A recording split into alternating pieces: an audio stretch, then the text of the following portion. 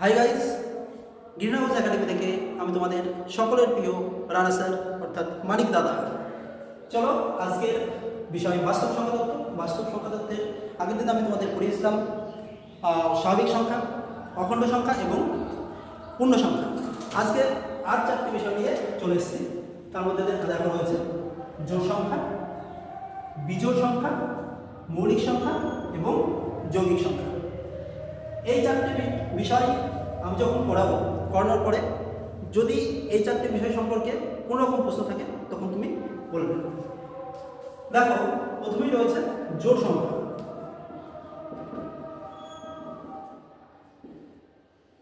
দেখো, আমরা সকলেই ছোটবেলায় একটা খেলা খেলতাম, জোড়া ছেড়ে ঘোড়া হচ্ছে। অর্থাৎ এই জোড়া কথাটা কিন্তু খুব ছোটবেলা থেকে আমাদের কনসেপ্টে রয়েছে। জোড়া বলতে আমরা কি বুঝতাম? জোড়া বলতে দুজনকে বুঝতাম, অথবা চারজনকে বুঝতাম, অথবা ছজনকে বুঝতাম, অথবা আটজনকে বুঝতাম। দেখো, এই সংখ্যাগুলো আমরা জোড় বুঝতাম, তাই তো? তাহলে একটা কথা মাথায় রাখবে, দেখো 2 বা 4 বা 6 বা 8 প্রত্যেকটা সংখ্যায় 2 দ্বারা ভাগ করা যাচ্ছে তো? তাহলে যে সংখ্যাগুলোকে 2 দ্বারা ভাগ করা যাবে সেই সংখ্যাগুলোকে বলা হচ্ছে জোড় সংখ্যা। এখানে আরেকটা ডিজিট তোমরা যোগ করে নাও। কোনো সংখ্যার শেষে যদি 2, 4, 6, 8 এই সংখ্যাগুলো থাকে, এই অঙ্কগুলো থাকে, তাহলে সেই সংখ্যাগুলোকে বলবো জোড় সংখ্যা। আমি এখানে একটা সংখ্যা লিখলাম। এই সংখ্যাগুলো খুব সহজে, এই সংখ্যাটি জোড় সংখ্যা কিনা আমি কীভাবে জানবো? এত বড় সংখ্যাকে পরীক্ষার হলে 2 দিয়ে ভাগ করে দেবো? একদমই না। আমি শুধুমাত্র এর এককের ঘরের অঙ্কটির দিকে তাকাবো। এককের ঘরের অঙ্ক কি রয়েছে? 7 রয়েছে, 7। আমি কি বলে দিয়েছি? কোনো সংখ্যার এককের ঘরের অঙ্ক যদি 2, 4, 6, 8 আর 0 থাকে, তাহলে সেই সংখ্যাটি হবে জোড় সংখ্যা। কিন্তু এখানে কত সংখ্যা রয়েছে? 7 রয়েছে। তাহলে এই সংখ্যাটি কি জোড় সংখ্যা হবে? না, একদমই জোড় সংখ্যা হবে না। কিন্তু এরপরে যদি আমি শুরু বসাই, তাহলে কি জোড় সংখ্যা হবে? অবশ্যই হবে, কারণ দাদা তুমি তো বলেই দিয়েছো যে কোনো সংখ্যা শেষে 2, 4, 6, 8 অথবা 0 থাকলে কি হবে? জোড় সংখ্যা হবে। তাহলে এই সংখ্যাটাকে আমরা জোড় সংখ্যা বলবো। আশা করি জোড় সংখ্যা তোমরা খুব সহজে বুঝতে পেরেছো। এরপরের টপিক হচ্ছে বিজোড় সংখ্যা। বিজোড় সংখ্যা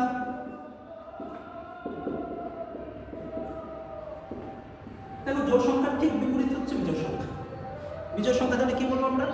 যে সংখ্যাগুলোকে 2 দিয়ে ভাগ করা যায় না সেই সংখ্যাগুলোকে বলা হয় বিজোড় সংখ্যা। অর্থাৎ পরীক্ষার হলে তো আমরা কোনোভাবেই 2 দিয়ে ভাগ করে দেখতে পারবো না। এত বড় একটা সংখ্যা কি পরীক্ষার হলে ভাগ করে দেখতে পারবো? একদমই না। অর্থাৎ আমাদের এখান থেকেও জানতে হবে, যদি কোনো সংখ্যা শেষে 1, 3, 5, 7 অথবা 9 থাকে, তাহলে খুব সহজে বলে দিতে পারবো যে সংখ্যাটি কি সংখ্যা? এই সংখ্যাটি হচ্ছে বিজোড় সংখ্যা। যদি আমরা একটা উদাহরণ নিই, এই একটা উদাহরণ নিই, 1825, 1825 এই সংখ্যাটি জোড় সংখ্যা না বিজোড় সংখ্যা? দেখো, তোমরা খুব সহজেই বলবে দাদা 5 তো বিজোড় সংখ্যা। তুমি বলে দিয়েছো যে কোনো সংখ্যা শেষে 5 থাকলে সেটি বিজোড় হবে। তাহলে এই সংখ্যাটা খুব সহজেই বলে দিতে পারবে বিজোড় সংখ্যা। এরপরে যে গুরুত্বপূর্ণ টপিক হচ্ছে মৌলিক সংখ্যা। আমি ক্লিয়ার করলাম, খুব গুরুত্বপূর্ণ টপিক মৌলিক সংখ্যা। মৌলিক সংখ্যা সম্পর্কে অবশ্যই প্রত্যেকজন অ্যাসপারেন্টের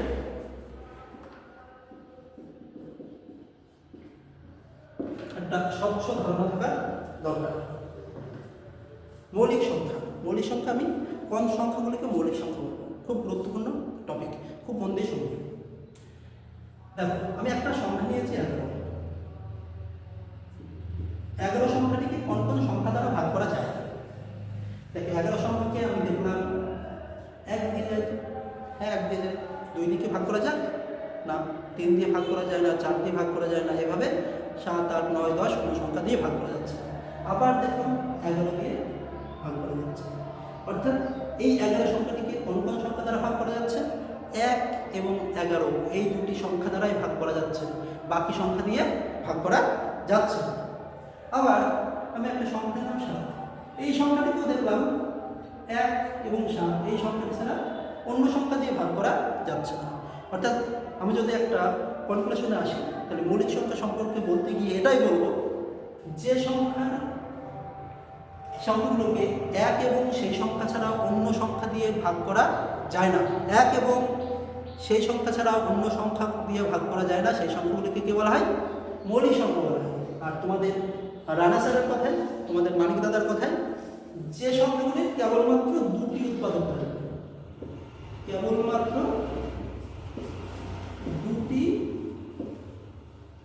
উৎপাদক থাকে, সেই সংখ্যাগুলিকে কি বলে? সেই সংখ্যাগুলিকে মৌলিক সংখ্যা বলে।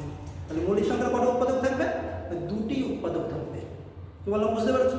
যদি প্রশ্ন আসে সব থেকে ছোট মৌলিক সংখ্যা কত, সব থেকে ছোট মৌলিক সংখ্যা অবশ্যই কত হবে? 2 হবে। সব থেকে ছোট মৌলিক সংখ্যা 2।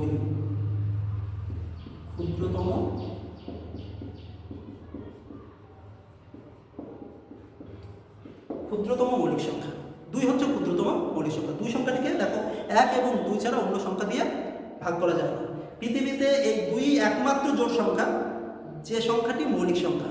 পৃথিবীতে আর কোনো জোড় সংখ্যা খুঁজে পাবে না যে সংখ্যাটি মৌলিক সংখ্যা। শুধুমাত্র একটা সংখ্যা আছে 2, যেটি জোড় সংখ্যা, পাশাপাশি মৌলিক সংখ্যা। তারপর তুমি 4, 6, 8 দেখো, প্রত্যেকটা সংখ্যাই কিন্তু মৌলিক সংখ্যা হবে না, যৌগিক সংখ্যা হয়ে যাবে।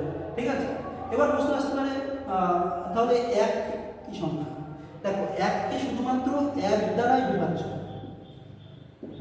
1 দ্বারাই বিভাজ্য। 1 কত দ্বারা বিভাজ্য? 1 হচ্ছে 1 দ্বারাই বিভাজ্য। আমি কি বলেছি মৌলিক সংখ্যার বলতে গিয়ে? যে সংখ্যার দুটি কি থাকবে? দুটি বিভাজ্য অর্থাৎ উৎপাদক থাকবে। কটা উৎপাদক থাকবে? দুটি উৎপাদক থাকবে। কিন্তু 1 শুধুমাত্র তো একটাই উৎপাদক। তাহলে 1কে কি আমরা মৌলিক সংখ্যা বলতে পারবো? মনে রাখবে 1 মৌলিক সংখ্যাও নয়, যৌগিক সংখ্যাও নয়। এরপরে আমাদের টপিক আসছে যৌগিক সংখ্যা। তারপর এখানে আমি তোমাদের বোঝাবো যৌগিক সংখ্যা। যৌগিক সংখ্যা আমি যেমন বললাম জোড় সংখ্যার বিপরীত বিজোড় সংখ্যা, ঠিক মৌলিক সংখ্যার বিপরীত যৌগিক সংখ্যা। যে সংখ্যাগুলো মৌলিক সংখ্যা নয় সেই সংখ্যাগুলোই যৌগিক সংখ্যা। তাহলে আমি কী করে বুঝবো কোনটি মৌলিক সংখ্যা, কোনটি যৌগিক সংখ্যা? দেখো খুব ভালো করে, আমি যদি একটা সংখ্যা নিলাম, মনে করো 6 একটা সংখ্যা, 6 সংখ্যাগুলোকে কত সংখ্যা দ্বারা ভাগ করা যায়?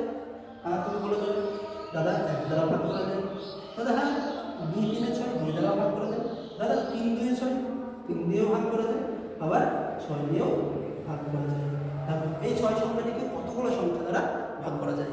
তাহলে আমি এখান থেকে কি কনক্লুশনে আসতে পারি? যে সংখ্যাগুলি 1 এবং সেই সংখ্যা মানে দেখো 1 এবং সেই সংখ্যা ছাড়াও অন্য সংখ্যা দ্বারাও ভাগ করা যায়, সেই সংখ্যাগুলোকে কি সংখ্যা বলে? যৌগিক সংখ্যা বলে। আর আমার ভাষায় কি বলে?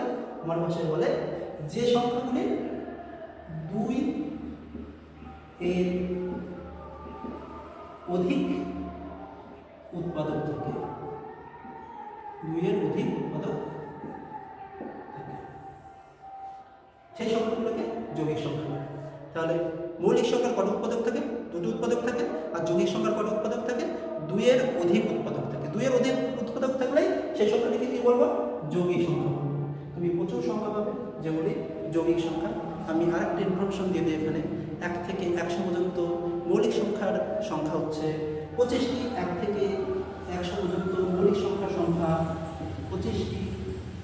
আর 1 থেকে 100 পর্যন্ত যৌগিক সংখ্যার সংখ্যা হচ্ছে 75টি। ওকে, জয় হিন্দ। আজকের ক্লাস এ পর্যন্তই। অনেকটা বেটার হয়েছে।